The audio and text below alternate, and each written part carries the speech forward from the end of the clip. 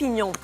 La chronique politique avec vous, Jean-Michel. Hier, le Sénat a adopté une proposition de loi qui interdit donc le port du voile lors des sorties scolaires. Est-ce que c'est une bonne chose? Alors, on se dit, puisque le Sénat a adopté ce problème qui est lancinant, on en parle depuis longtemps, on en parle beaucoup depuis un mois, ce problème est réglé. On se trompe parce que l'adoption de cette proposition de loi par les sénateurs est à la fois inutile, malvenue et d'une certaine manière dégradante pour le Sénat. Inutile parce que tout le monde sait, déjà les sénateurs avaient voté des amendements dans ce sens au printemps. Tout le monde sait que le gouvernement y est opposé, qu'il n'y a pas de majorité à l'Assemblée nationale pour le voter, donc ça ne sert à rien. Les sénateurs se sont fait plaisir, mais comme ça, gratuitement, ce qui, sur un sujet qui suscite autant de tensions, est quand même un peu dommage.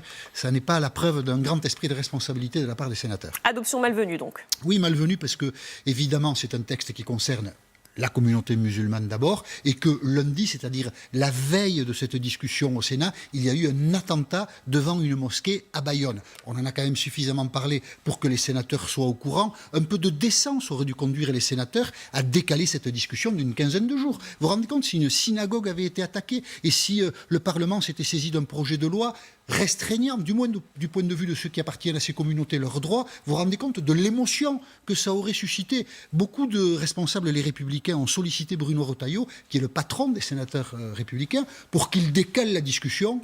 Retailleau n'a rien voulu comprendre. Je vous propose d'écouter Lydia Guirouz, qui est porte-parole, ou qu'il a été très récemment encore des Républicains, et qui, avec émotion, hier dans l'émission d'Audrey Crespo-Mara, demandait à Bruno Retailleau de surseoir à la discussion. Elle savait que ça ne servait à rien, mais elle l'a dit quand même. Je vous propose de l'écouter.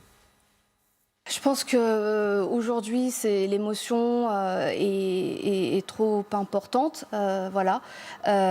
Donc il faut reporter cette proposition. Peut-être reporter.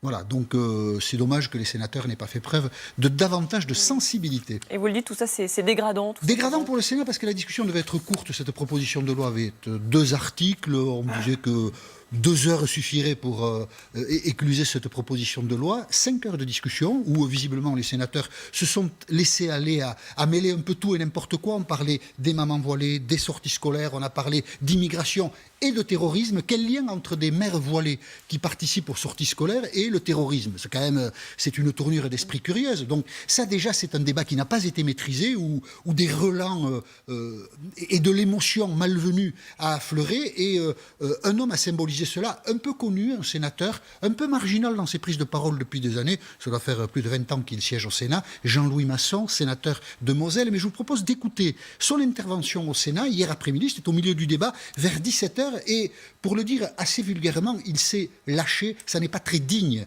d'une Assemblée de la République. On écoute Jean-Louis Masson. Est-ce qu'on pense aux enfants qui sont entourés par des gens? Bon, on pourrait les entourer par n'importe quoi, des Halloween, on pourrait faire Halloween aussi. On va sortir des sorcières de Halloween. C'est pas nous qui devons nous aligner sur eux, sur les communautaristes. C'est les communautaristes qui vivent avec nous, qui sont dans notre société, qui doivent s'aligner sur notre société. Et s'ils sont pas contents, ils ont qu'à retourner d'où ils viennent.